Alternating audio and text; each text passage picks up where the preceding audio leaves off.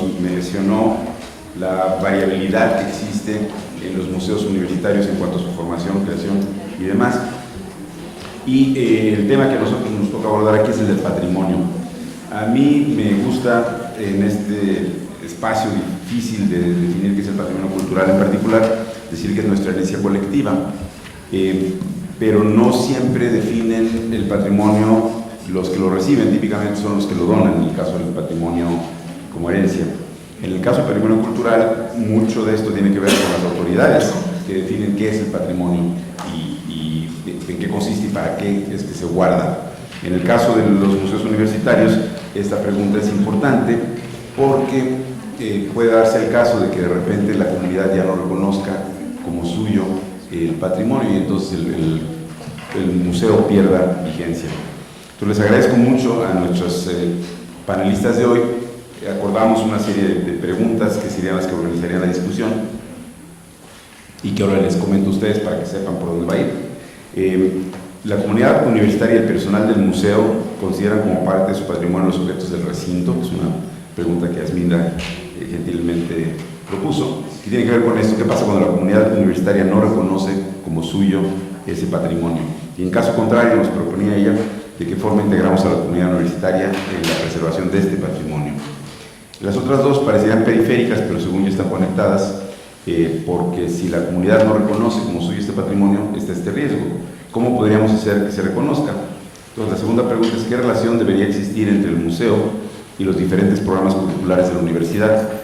¿O son tareas independientes e inconexas? Hay quien ha dicho que mientras más se conecte al currículum del museo, mejor. Otros dicen que no, que el museo debe adelantarse a los cambios curriculares que son lentos, pero en cualquier caso esta relación podría afectar la manera en que se concibe y se defiende este patrimonio. Y la tercera, que también parecería periférica, pero no lo es si consideran que su museo, cada una de ellas, o su área, está centrado en sus visitantes. Hoy día la museología centrada en los visitantes nos recuerda que los museos existen porque hay visitantes. De otra manera, mejor tendríamos solo acervos, las cosas no se arriesgarían a exponerse, pero esto no sucede en todos los casos. Entonces, ¿hasta qué punto están centrados sus museos en los visitantes y si existe algún programa de estudios de público en su museo? Porque si están centrados en los visitantes, pues típicamente habría que estudiarlos, pero cuestiones de presupuesto, infraestructura, etcétera, a veces impiden esto.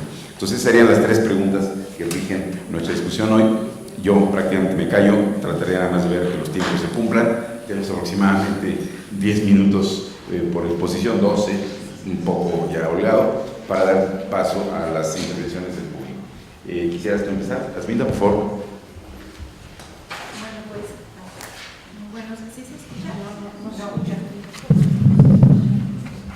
Ahora le sube ya.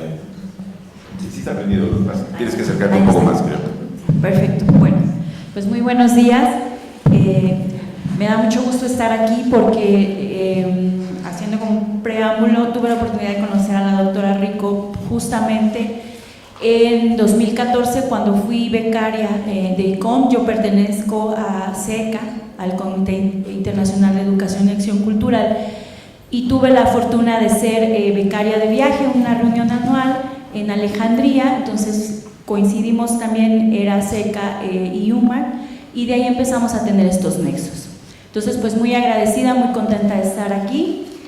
Y también, bueno, comentarles, proponíamos justamente cuando llegó la invitación y está relacionada en patrimonio universitario, también con el doctor Gandara ya nos conocemos y hemos trabajado esta parte del patrimonio y hemos reflexionado sobre ello, y la importancia que pareciera a veces como alejada de decir, bueno, el museo, por el hecho de ser universitario, realmente está funcionando como tal o está atrayendo a su comunidad universitaria.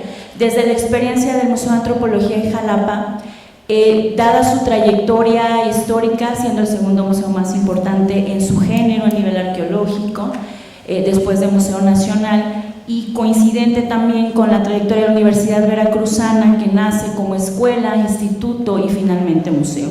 Y ahí convergen, en el área de arqueología y antropología, convergen estas tres funciones, que por un lado la escuela como formación, el instituto como la parte de investigación y el museo finalmente como difusión. Sin embargo, dada la dinámica inclusive de la propia universidad, el Museo de Antropología de Jalapa ha centrado en los últimos años justamente que su patrimonio sea para los universitarios. Tenemos una afluencia de grupos escolares, de extranjeros a nivel nacional, pero nos está preocupando y nos llamaba la atención el hecho de que al reconocernos, porque obviamente al ser solamente un espacio de difusión, no nos reconocíamos dentro de la universidad. Entonces, inclusive hasta por el nombre, siempre ha conocido Museo de Antropología de Jalapa, y de hace prácticamente 3 años para acá, inclusive quienes han visitado, ahorita hicimos una pequeña adecuación en la fachada, ya dice Universidad Veracruzana. Entonces, desde ese hecho de nombrarnos y también reconocernos como museo universitario, nos puso en esta un poco dilema si realmente estábamos cumpliendo con esta función, ¿no? De ser obviamente un museo universitario, y si realmente la comunidad universitaria estaba reconociendo a los objetos que tiene el MAX como tal. Algunos primeros acercamientos que hemos tenido, sobre todo en la afluencia, que es como nuestra herramienta base para detectar qué público nos está visitando, nos dice que para el caso de universitarios, específicamente de la Universidad Veracruzana, son muy pocos. Entonces, es una cosa que nos está llamando como la atención, porque inclusive de la propia escuela o facultad de antropología. Entonces decíamos, bueno, ¿cómo es posible que los alumnos que se están formando como los siguientes arqueólogos y antropólogos no conozcan el museo? Entonces, era como de nuestras primeras llamadas de atención. Y segundo, otro aspecto que también estamos entrando en reflexión, porque es parte de este paradigma que comentaban hace un momento sobre la función del museo, es qué pasa con el personal. Y el personal prácticamente no nada más los académicos o investigadores, sino también los operativos, mantenimiento, jardinería, inclusive los custodios o gente de seguridad, guías, taquillas, todos ellos, si realmente están concibiendo o dimensionan el hecho de que están cuidando, conservando o teniendo esta relación con el museo. Decirles también que hemos hecho unos primeros intentos con nuestro personal y simple y sencillamente nos dicen, sabemos que es patrimonio, pero hasta ahí. O sea, no conciben como más, no hay una relación, no los dejan de ver como piedras, dada que toda la exposición es arqueológica. Entonces, cuando nos llega la invitación ponemos este énfasis, realmente qué estamos haciendo y cómo lo estamos haciendo. Nosotros apenas ahorita tenemos algunos intentos, vamos a tratar de sistematizar, bien lo decía hace rato el doctor Ángeles, porque esta es una preocupación que ya nos está alcanzando y no queremos que nos esté rebasando. Entonces, para empezar. Ok, gracias. Antes que nada, muchas gracias por la invitación. Yo pertenezco a la Dirección General de Patrimonio Universitario. Para los que no lo conozcan, la Dirección General lo que busca es conservar todos los bienes que tiene la universidad. Esta universidad tiene uno de los patrimonios más grandes de México, de hecho es el segundo más grande. Contamos con cerca de 150,000 bienes, y estos bienes, bueno, abarcan desde murales y esculturas monumentales, grabados, fotografías, cosas que incluso ustedes ven a diario y quizá muchos, sobre todo mucha de la comunidad universitaria, no ha asimilado como su patrimonio. No nada más eso, también tenemos artesanías, tenemos material arqueológico, tenemos todo lo que tiene que ver con material pétreo, geológico incluso. Para la Dirección General de Patrimonio Universitario es muy importante que este material, que la comunidad universitaria, maestros, estudiantes, visitantes, asuman como tal que es un patrimonio invaluable. Todo este patrimonio, bueno, necesita ser conservado. A veces es muy triste ver que después de ciertos acontecimientos sociales se daña el patrimonio. Entonces nuestra tarea es preservar ese patrimonio, ¿no? Nos hemos dado la tarea de estar haciendo visitas, no nada más al campus universitario, sino a los diferentes facultades y campus que tiene la UNAM, y hemos visto los daños que se han generado pues por problemas sociales que no tienen que ver nada con las cuestiones que dañan al patrimonio, como pudieran ser las cuestiones de clima y demás, ¿no? Entonces, bueno, una de nuestras tareas es ser el vínculo entre todas aquellas dependencias y incluidos los museos, para que haya una correlación y un vínculo para preservar el patrimonio. Bueno, con respecto a todo lo que se ha platicado aquí, me llama mucho la atención que en la primera sesión que tuvieron hablaban de la documentación. Creo que la documentación es vital para poder conservar el patrimonio, al igual que lo es la difusión. Si no sabemos qué es lo que tenemos, pues ¿cómo podemos conservar algo, ¿no? Parte de lo que decía la compañera, todas las personas que trabajamos y que tenemos que ver o tenemos un vínculo con todo lo que es el patrimonio, mientras no conozcamos qué es lo que tenemos, es muy difícil hacer estas relaciones entre otras dependencias, no nada más entre la universidad, sino con dependencias del país para conservar nuestro patrimonio. Entonces, uno de los cuestionamientos principales es que la comunidad universitaria asuma como suyo el patrimonio. El patrimonio es herencia que nos dejaron y que nosotros tenemos que reconocer y que además la tenemos que conservar para las siguientes generaciones que vengan. Es una cuestión que cuando uno se va adentrando y va conociendo cómo se formaron todos estos acervos, de dónde vienen, quién los realizó, se va uno apropiando de ese patrimonio. Es muy importante en el caso de la universidad generar estos vínculos y que incluso los acervos que están en un museo puedan irse a otro museo en préstamo y se puedan divulgar y se puedan exponer para conocimiento de todos, ¿no? Evidentemente de acuerdo a las ramas que cada uno tiene. A nosotros nos ha tocado ver mucho patrimonio que es incalculable, que es incluso patrimonio muy valioso, que está ahí resguardado y que nunca sale. Una de las labores, en nuestra opinión, para poder conservar el patrimonio es que se exhiba y es que se conozca. Muchas gracias, Victoria. Eunice, por favor. Hola, ¿qué tal? Buenos días. Antes que nada, bueno, una disculpa por parte de Ricardo Rafael de la Madrid, que no nos pudo acompañar hoy.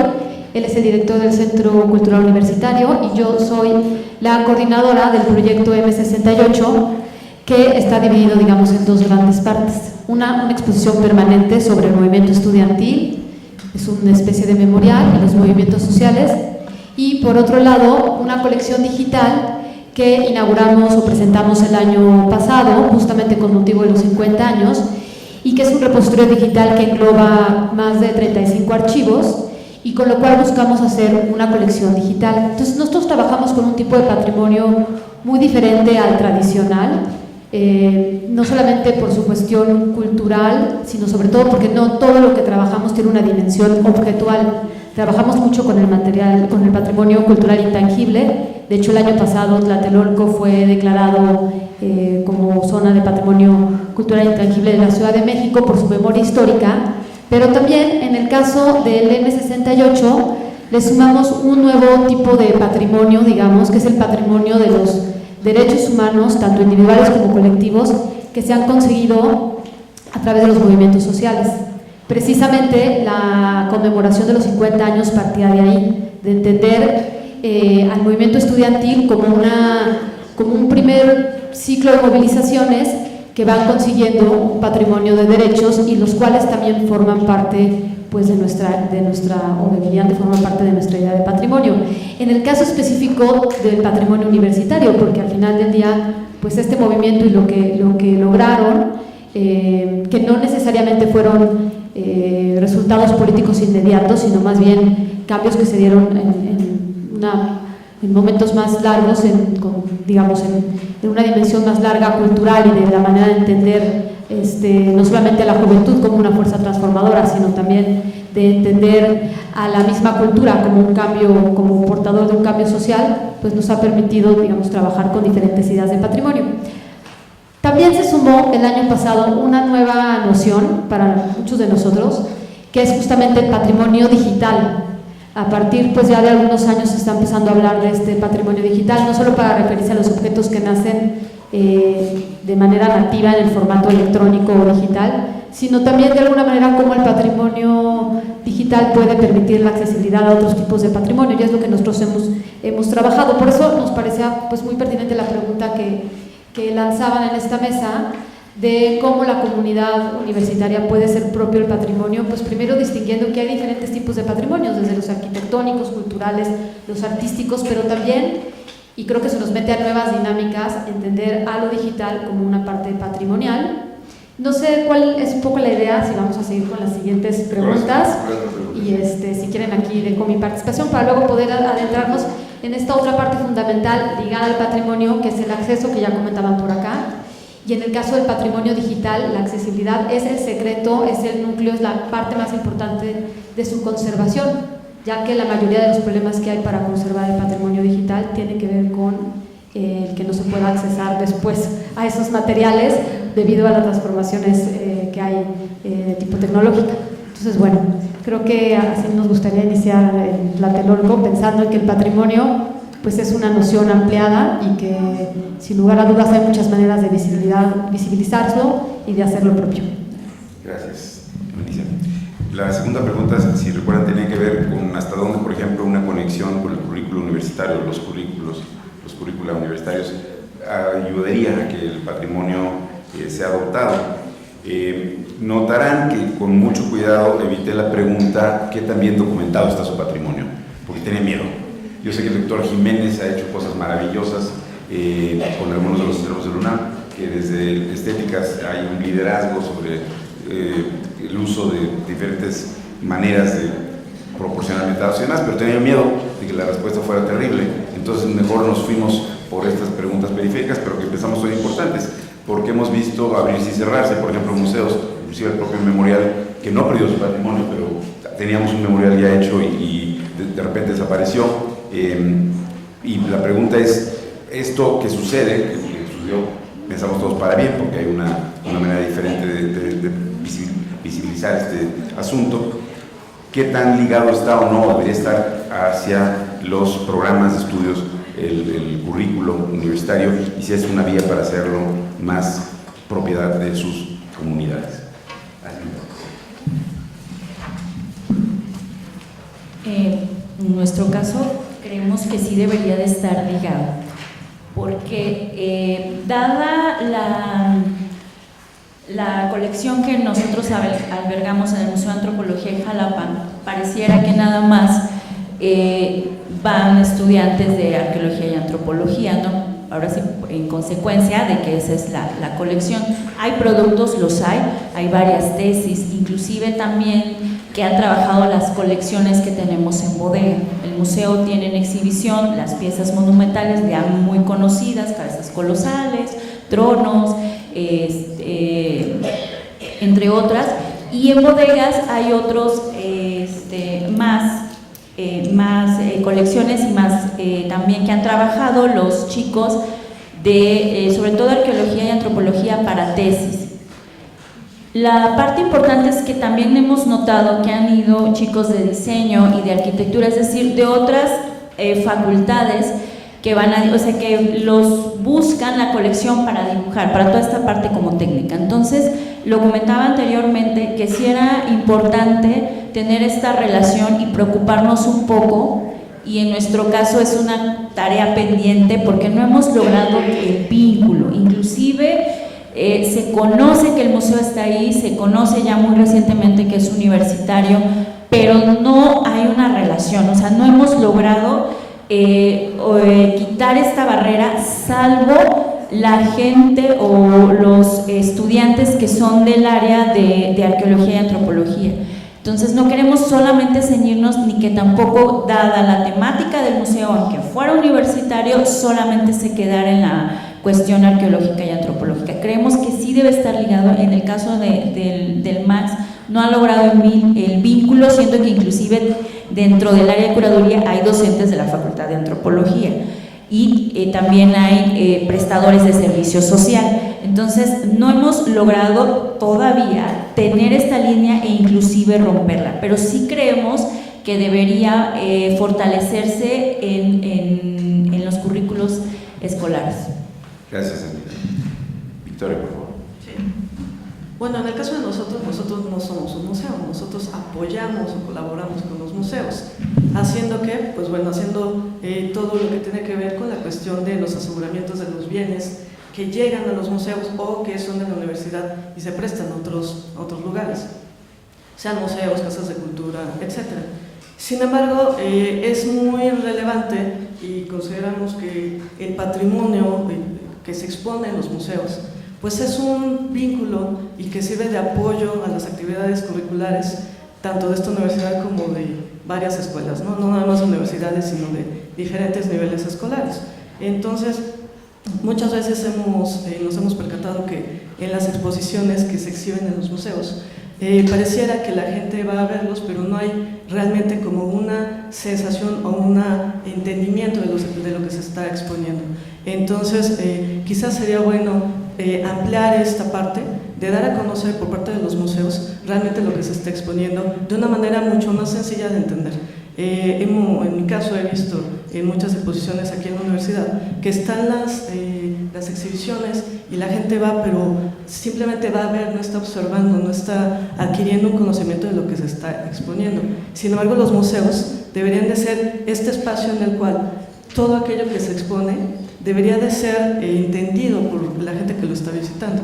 Entonces me parece que los museos son este punto en el cual podemos tener ese acceso y debería de haber esa apertura en el cual se entienda qué es lo que se está exhibiendo para mejor entendimiento y que sea además un puente para conocer y crear un vínculo acerca de lo que los visitantes deberían de adquirir con ese conocimiento. Por parte de nuestra área, lo que tratamos es de facilitar todos aquellos movimientos que requieran, no nada más, bueno, yo les hablaba del aseguramiento, pero pues tiene que ver con el transporte, tiene que ver con la forma de embalaje, con la protección del patrimonio, para que al momento en que se exhiban, pues sean captados de la mejor manera. Muchas gracias, Victoria. Gracias, pues en nuestro caso, que por cierto tampoco somos un museo, somos más un centro cultural y un espacio pues, de encuentro, porque técnicamente no tenemos colección. Bueno, sí tenemos, pero no digamos, completamos esa definición. Pues sí hemos tenido una larga experiencia, afortunadamente, con los trabajos curriculares, no solamente porque nuestros públicos principalmente son gente joven, de secundaria y preparatoria, que los mandan muchas veces de sus propias escuelas, sino porque se ha habido una preocupación por parte del centro de mediar entre sus contenidos y los públicos, y los diferentes públicos. Entonces, una gran parte de nuestra labor se centra no solamente en generar y en compartir este conocimiento, que muchas veces es histórico, sino sobre todo en generar experiencias de cómo los visitantes pueden encontrar en el museo un ejemplo de participación ciudadana y de nuevas formas de innovación, pues nuevas formas que innoven, digamos, en la incidencia pública. Nos hemos preocupado mucho porque haya una conciencia por parte del visitante de su actuar como un actor social dentro de su sociedad y no solamente el transmitir un conocimiento. Y creo que aquí pues la relación entre museo y universidad o museo y escuela cada vez se hace más compleja, más vasta y más rica. No solamente el museo entendido como antes sucedía como un apoyo a los planes curriculares, sino incluso como uno se puede compenetrar con otro. Tenemos, no dentro del M68, pero sí dentro del Centro Cultural, una experiencia que ha sido muy afortunada, que es la Sala de Colecciones Universitarias, que ha trabajado con el posgrado de Historia del Arte, en la especialidad de Estudios Curatoriales, para presentar exposiciones en el centro. Y esta combinación ha sido muy interesante porque ha permitido tener exposiciones mucho más innovadoras y mucho más arriesgadas en su propuesta y en sus maneras de acercarse a los públicos. Yo participé en la tercera generación de estudios curatoriales, ahora ya en la cuarta, quien hizo una exposición en torno a la ficción y el tiempo, que justamente se preguntaban cómo podría ser, o cuál sería, hacer un ejercicio de imaginación los próximos futuros, pero entendiéndolos como ya pasados. Entonces, bueno, creo que se permite una experimentación muy interesante cuando se trabaja de la par de los planes curriculares y no solo entendidos como públicos, sino como áreas que también actúan dentro de la universidad y dentro de los museos universitarios, porque al final, quienes nos entendemos como espacios universitarios, pues tenemos otro tipo de compromisos con las líneas de investigación, otro tipo de compromisos con la creación, muy diferente a como pudieran tenerlo museos que solamente se conciben como espacios meramente culturales. Y creo que ahí todavía hay mucho que podemos explorar para ir generando nuevos vínculos. En el caso del M68 estamos empezando a trabajar en torno a seminarios, justamente preguntándonos cuáles son las ausencias y presencias. Por supuesto hay muchísimos temas. Un museo como el M68 que intenta abarcar el movimiento estudiantil y los movimientos sociales que han generado derechos en México, es un museo que 1100 metros por supuesto va a dejar fuera otros temas y otras partes esenciales que tendríamos que visualizar. Entonces, mucho lo que estamos trabajando en este seminario es cómo podemos extender esta noción de espacio expositivo para que no solamente sea la sala, sino todas las actividades del programa público y a programas académicos que lo acompañan. El seminario es abierto a todos ustedes, por supuesto, son los jueves, los primeros jueves de mes. Y bueno, también sabemos que nos falta trabajar mucho con los seminarios de titulación, sobre todo porque lo que da vida a nuestro espacio es una colección digital, ya lo comentaba, en el que participaron más de 35 archivos, tenemos aproximadamente 32.000 objetos, registros, casi 100.000 objetos digitales, y la manera más importante, digamos, de trabajar esta relación con nuestra colección es que justamente de diferentes especialidades se acerquen a trabajar con esta colección para hacer proyectos de investigación a diferentes niveles. Creo que todos los niveles, sean licenciatura, maestría o doctorado, o incluso desde la creación artística, pues siempre complementan nuestro panorama en torno al patrimonio cultural. Gracias. Muchas gracias, Eunice. La tercera pregunta tenía que ver con los públicos, que sería otra manera en que los universitarios en particular, pero en general la comunidad se apropie del museo. Evidentemente en el caso de tu coordinación no hay público de manera directa, pero en el caso tanto del Centro Cultural, que bien señalas, no es solo un museo, tiene una vocación más amplia, ¿cómo estaría esta relación? Si quieren hacer algún comentario rápido. Bueno, nosotros hemos tratado de incorporar, hemos hecho intentos de estudios de público, básicamente han sido para detectar los perfiles, se podrían decir. Más allá no hemos logrado, dada la cuestión de formación, primero tendríamos que capacitarnos con relación a los públicos. Yo creo que también este es un tema que sería importante abordarlo más adelante, que realmente los museos, pues ya bien lo señalaban, hay trabajo silencioso y somos poquitos, ¿no? En el caso del Museo de Antropología de Jalapa somos 60 personas para un espacio de 12.000 metros cuadrados, ¿no? Entonces, entre curadores, entre el restaurador, conservadores, bodegas, etcétera, servicios educativos. Y nos hemos apoyado mucho de la mano de estudiantes de servicio social, quienes con ellos hemos logrado sacar, obviamente, el trabajo, sobre todo, en el caso muy específico del área que yo coordino, que es servicios educativos, sí nos hemos enfocado y hemos diseñado y hemos trabajado mucho en este proceso del diseño de la actividad para el público infantil. Todavía tenemos una cuenta pendiente para los otros públicos, porque inclusive el área de grupos escolares simple y sencillamente van a la visita guiada y dura hora y media o 2 horas, llegan y se van. En el caso específico de la coordinación, que llevamos un programa para niños que es los domingos, sí tiene esta lógica de que la experiencia sea única, que si el visitante solamente va a ir ese día, que se lleve algo, algún interés, pero para los demás públicos que realmente están diversificados, no hemos podido nosotros centrarnos en ello. Hemos hecho algunos intentos. Lo último que hicimos fue las audioguías, que están por descargas en las tiendas digitales, y muy recientemente las cédulas informativas han sido traducidas a lenguas originarias, están disponibles en español, en francés y en inglés, y en totonaco y náhuatl, que fue lo último que nosotros hemos incorporado. Todavía tenemos cuenta pendiente con otros tipos de públicos, pero básicamente ha sido por una cuestión de recurso humano de quien nos apoya a detectar y a sistematizar, obviamente, toda la información que nos está llegando. Gracias, Aslinda. Victoria, posición especial, entonces me imagino que en esta...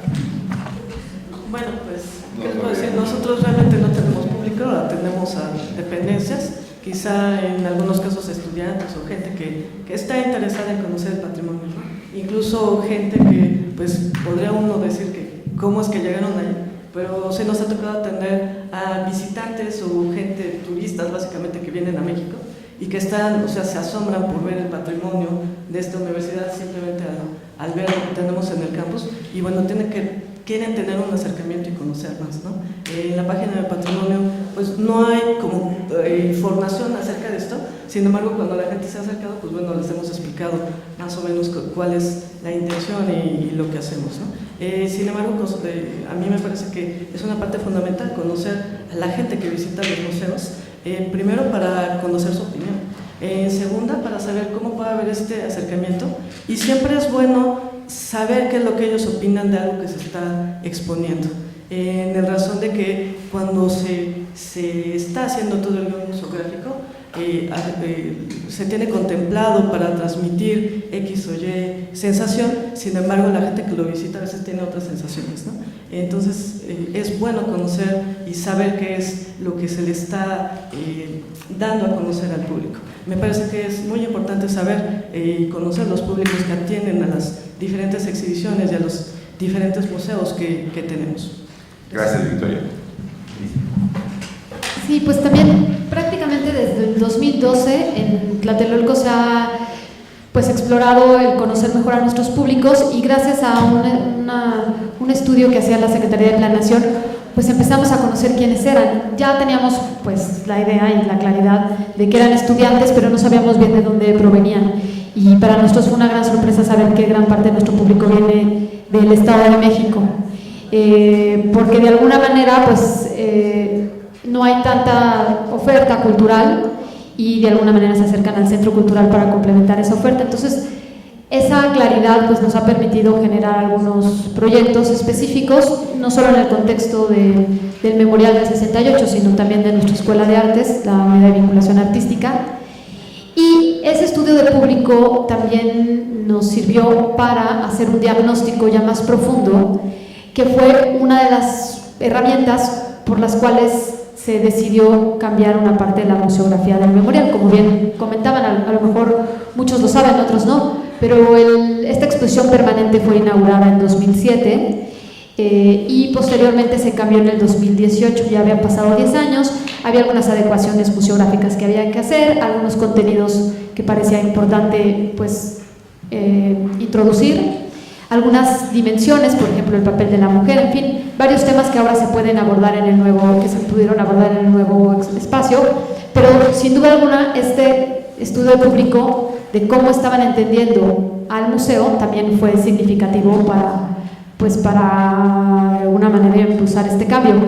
Y fue un ejercicio que nos acompañó una empresa para hacerlo, pero fue interesante porque hicimos un focus group que es la mayoría creo que trabajamos con encuestas para conocer nuestro perfil de público y no habíamos trabajado con focus groups, lo cual fue muy interesante. Ahora queremos hacer justamente otro ejercicio de este nivel de profundidad, pues para conocer también cómo están entendiendo nuestros diversos públicos, porque también tenemos diversos públicos, los contenidos del espacio y cómo de alguna manera podemos pues complementar con actividades que de alguna manera profundicen en su experiencia. Entonces, bueno, pues estamos en ese camino siempre complicado de conocer quién es tu público y tu comunidad.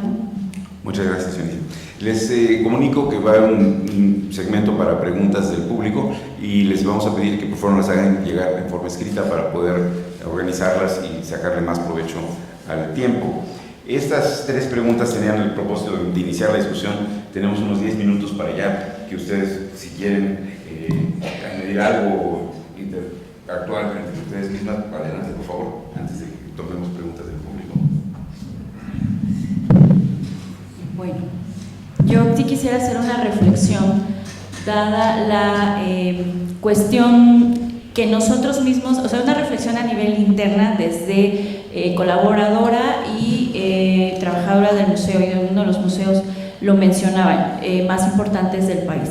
Y yo creo que ahí es también en donde ha sido para nosotros una fortaleza, pero también una debilidad, porque hay una responsabilidad con relación a la parte arqueológica que le hemos dado mucho peso. Ya lo mencionaba yo con lo que les he compartido, que hemos enfocado prácticamente todas nuestras actividades hacia el resguardo, la custodia, la conservación y la investigación. Muy recientemente la difusión y muy nuevo la divulgación del acervo arqueológico, y no nada más verlo desde esta perspectiva, y nos ha costado mucho trabajo entre discusiones con los curadores y también con las autoridades, entre administración y la propia dirección, de trascender que estamos hablando sí de bienes arqueológicos o de bienes tangibles, pero también de concepciones y visiones del mundo. Entonces no debe de estar peleado esta parte del patrimonio material e inmaterial, ¿no? Entonces va muchísimo más allá. Para el caso muy específico de la actividad con niños, sí hemos tratado de trascender esta cuestión, que si bien ya se apropian del recinto, que si bien ya reconocen el acervo, el hecho de ir y conocer más allá, o de estas zonas de contacto, de estas zonas del diálogo, de presente con pasado, ha sido también un trabajo de capacitación, que en algún momento lo mencionaban, y de la propia profesionalización de la labor museológica. Creo también ese es otro tema que por ahí podría generar una muy buena discusión y reflexión, pero aprovechando el foro quería yo mencionar esto porque sí ha sido un trabajo y un proceso bastante complicado de estar al frente de un museo con esta complejidad y también entrar en esta dinámica, porque no había yo mencionado cuestiones museográficas, pero si ustedes lo visitan o quienes lo conocen, prácticamente el museo es solo para observar, para mirarlo, porque obviamente destaca o resalta la parte estética y poco se puede ver más allá de las vitrinas, ¿no? Entonces eso también a nosotros no hemos, si bien en su momento fue un museo innovador, ¿no? Muy de la parte del paisaje y de incorporar el entorno, ahorita sí hemos considerado que ya nos estamos como quedando en un paradigma ya totalmente rebasado y nos va a costar trabajo, dada la constitución del propio recinto, dada la magnitud del acervo, poder hacer cambios. Los cambios los hemos hecho muy pequeños o muy a detalle, pero en el caso personal y del MAX sí estamos todavía en este proceso de debate y yo quería compartirles esta cuestión, ¿no? Gracias. Victoria. Bueno, yo más que compartirles una reflexión, más bien les quiero compartir una experiencia. Hace unos días nos visitó una persona que venía de Chile.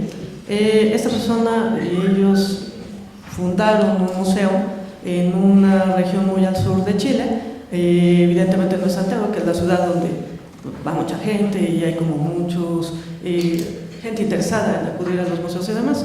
Esta persona fundaron un museo, como les digo, en una región no muy concurrida de Chile, y bueno, vino a la Ciudad de México a tratar de ver y a conocer qué es lo que hay en la universidad.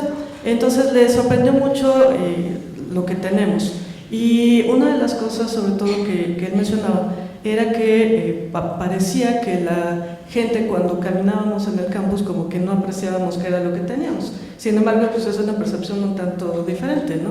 Entonces evidentemente tiene todo el tiempo de venir y verlo. Nosotros quizá los que estudiamos, trabajamos y vemos el campus central lo vemos de otra forma. Sin embargo, lo que sí es importante es que estamos en un campus que es declarado como Patrimonio de la Humanidad por la UNESCO, y eso verdaderamente o sea, yo creo que no hay ninguna universidad que lo tenga. Entonces estamos en un lugar que verdaderamente es único en el mundo, tanto para la gente que viene a visitarnos. Incluso yo conozco el Museo de Jalapa, es un museo bellísimo, pero creo que la sensación de venir al campus y caminar en el campus y ver todo lo que tenemos es otra sensación, ¿no? Hay muchas ciudades patrimonio en nuestro país, sin embargo el campus tiene esta cuestión artística que no en todos lados se ve. Entonces es un punto muy importante de reflexión, de apreciación, de decir, bueno, estamos en un lugar que verdaderamente somos privilegiados por tener la oportunidad de estar aquí. Gracias. Gracias, Victoria. Y ese gran... Bueno, nada más a mí realmente lo que me gustaría es saber, pues muchos de ustedes de dónde vienen, cuáles son sus intereses, qué los convoca a estar aquí, porque creo que sería muy bueno eso para poder pues vincular cuáles son sus dudas o sus comentarios. Y bueno, yo nada más quisiera comentar, ayer justamente leía una reflexión que hacía un coreano, que con todo gusto ahorita que pueda abrir les doy el nombre, que él hablaba de los museos como espacios, como plataformas multifuncionales, y me parecía una propuesta pues no solamente innovadora, sino también muy útil para entender espacios como Tlatelolco, porque muchas veces cumplimos diferentes funciones con respecto al patrimonio, tanto el patrimonio cultural como con el patrimonio arquitectónico, con nuestro patrimonio que ya hablamos inmaterial, que tiene que ver con nuestra memoria histórica, y ahora pues con esta nueva dimensión que nos hemos metido del patrimonio digital. Entonces creo que bueno, es una referencia interesante para quienes estén interesados en estas temáticas. Gracias. Muchas gracias. Antes de pasar a dar la palabra al público, reitero por qué la pregunta que era la obvia, que es qué tan bien documentado está el patrimonio en cada uno de estos museos, la evité cortésmente. Me toca trabajar en el Instituto Nacional de Antropología e Historia y recuerdo con terror, después de aquella noche en que robaron el museo, el enterarme de que el Museo Nacional de Antropología no tenía un catálogo completo. Lo que había empezado el doctor Lippach cuando yo era estudiante, en aquella época con una máquina sorteadora de tarjetas perforadas, que era lo único que había, no una computadora real, se quedó inconcluso y se había quedado inconcluso y seguía inconcluso, de forma tal que rastrear que se habían robado era un problema. Entonces eso muestra que uno de nuestros museos emblemáticos, para esa época, no quiero comentar cómo está ahora, no tenía un catálogo completo, mucho menos un sistema de referenciación de bases de datos interoperables con metadatos, ¿no? Entonces, por eso no, pero ya ustedes podrán decir si le quieren entrar por ahí, porque yo creo que en particular con esta nueva forma de patrimonio, que es el digital, la documentación es indispensable, y una documentación que nos ponga visibles a nivel mundial.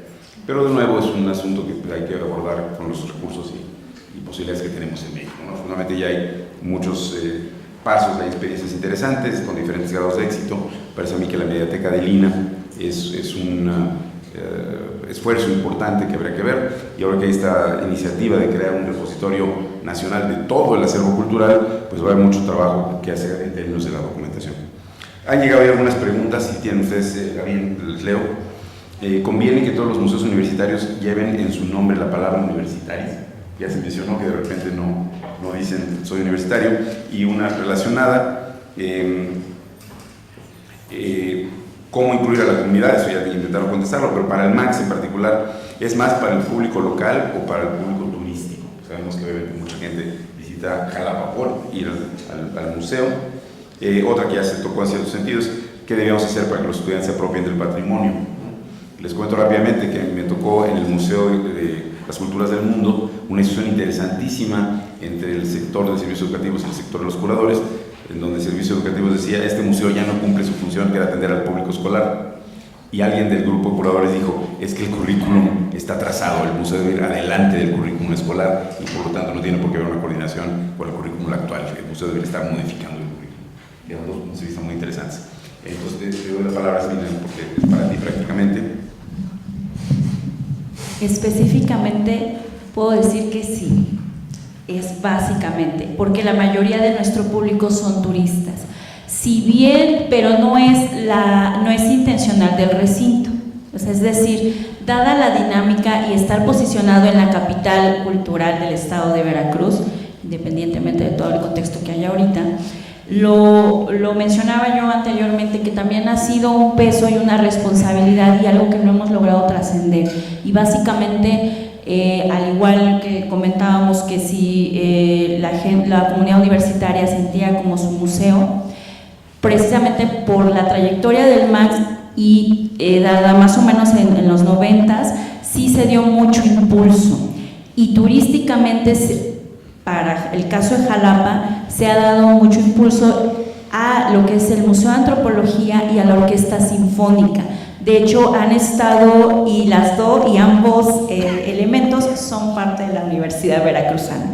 Entonces, ha sido como muy interesante, pero también hemos un poco reflexionado y visto que tiene mucho que ver con quien esté al frente y la política de la propia universidad.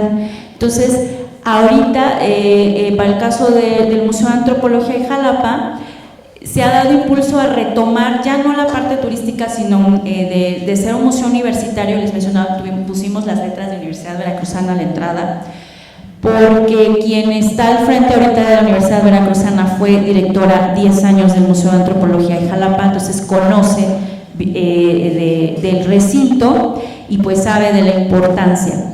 Pero este aspecto de para quién está diseñado, a quién está difundiendo o hasta quién está dirigido el recinto tiene mucho que ver con quién está al frente de la universidad, y eso lo notamos con las rectorías anteriores y con los anteriores también directores hacia quienes estaban dirigiendo el acervo y cómo era que lo estaban integrando.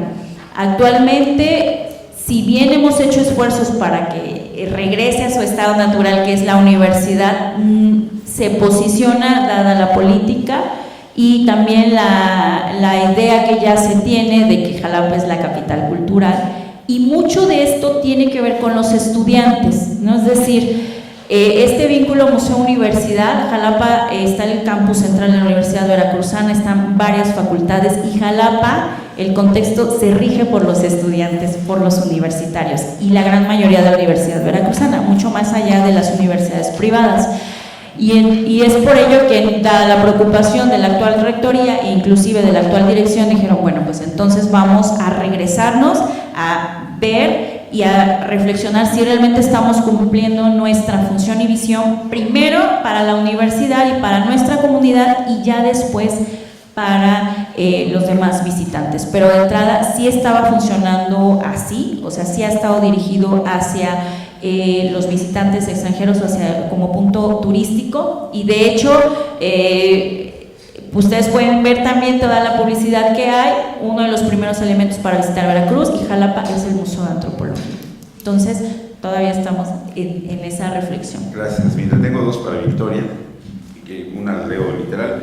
Han empezado a hacer reformas a los trámites administrativos para que las colecciones de la UNAM puedan compartirse con más facilidad. A veces los trámites pueden demorar hasta 2 meses. Los interesados en las colecciones desisten de solicitarlas a raíz de esto.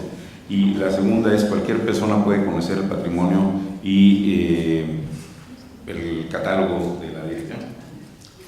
Bueno, con respecto a la primera, los trámites pues, normalmente tienen que ver por cuestiones de que si alguna dependencia fuera de la universidad nos pide el préstamo de bienes para exhibición, nosotros como patrimonio no tenemos las colecciones están repartidas en las dependencias universitarias, ya sea facultades, direcciones, museos, en fin, y esos museos dependen normalmente de dependencias.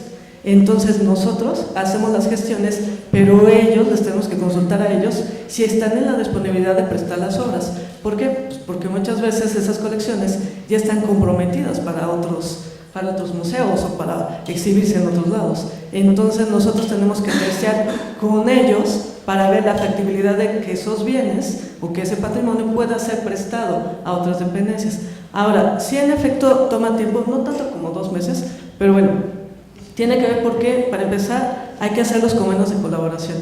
Ningún bien que entra a la universidad o que sale de la universidad sale sin una documentación, por todos los riesgos que esto conlleva, ¿no? Es un patrimonio que pues, no nada más es de la dependencia, es universitario, es un patrimonio incluso nacional, porque cuando nos han pedido patrimonio de la Biblioteca Nacional o de la Hemeroteca Nacional, pues hay que hacer todo un proceso, y eso implica hacer la documentación o los instrumentos jurídicos donde se establezcan los compromisos y las obligaciones de cada una de las partes. Entonces, además de eso, cuando son muchas colecciones, pues hay que pensar en el embalaje, en el movimiento, en el aseguramiento, tanto para que salgan como para que regresen. Entonces, sí lo hemos pensado, pero también mucho depende de quién lo está solicitando. Si la persona que lo está solicitando tiene bien claro lo que tiene, es mucho más fácil. Nos han llegado solicitudes que dicen, voy a poner una exposición de esto, ¿tienes obra de X autor? Entonces a nosotros nos ponen a buscar y a decirle, pues mire, esto es lo que tengo, ¿no? Pues qué es lo que quieres. Mientras yo no sepa qué es lo que quieres, pues está medio difícil. Entonces eso es lo que va retrasando. Mientras más precisa sea la información, pues más rápido serán las gestiones. Ahora, con respecto a los catálogos, pues bueno, catálogos en sí, es difícil tener un catálogo. Nosotros tenemos sí las catalogaciones generales de lo que tiene la universidad, pero vuelvo a lo mismo, si alguien quiere conocer acerca de un autor, pues primero habría que ver acerca de si quiere pintura o si quiere una escultura o si quiere un grabado de esa persona. Hay autores que tienen mucho material, entonces es difícil decir, bueno, ¿quieres un catálogo de esto? Pues aquí está, ¿no? Más bien hay que hacer como una investigación acerca de qué es lo que les interesa y entonces ya nosotros los podemos ayudar, incluso cuando llegan y nos dicen, bueno, estoy buscando cierto material para X exhibición, X exposición o préstamo, entonces ya los vamos como guiando acerca de dónde se deben de acercar o a qué dependencia los tiene para que sepan o conozcan más a fondo lo que hay. Muy bien, tenemos ya solo un par de minutos, siguen llegando preguntas todas ellas muy interesantes que haremos llegar cuando son dirigidas a alguien en particular, pero tenemos una para Eunice. ¿Cuál sería el mecanismo para generar proyectos de archivo y artes de la colección digital del CECIT? Bueno, en el contexto de la exposición, digamos, en el proceso de la curaduría, sí se plantearon algunos proyectos de arte y archivos con resultados pues interesantes, pero lo ideal es que ustedes lo evalúen cuando vayan al movimiento, bueno, al M68. Uno de ellos fue el que trabajó Voluspa Jarpa, que es una artista chilena que trabajó con archivos desclasificados de la CIA y algunos del Archivo General de la Nación, porque bueno, nuestro proyecto se dio en el contexto de una ley de archivo que al proteger los datos personales, pues muchas veces testeaba, como se dice, los documentos, y eso no permitía entender el documento en su fidelidad porque no se podía mencionar ni las víctimas ni los victimarios. Entonces, eso era un poco complejo en el contexto de una exposición que habla de movimientos estudiantiles.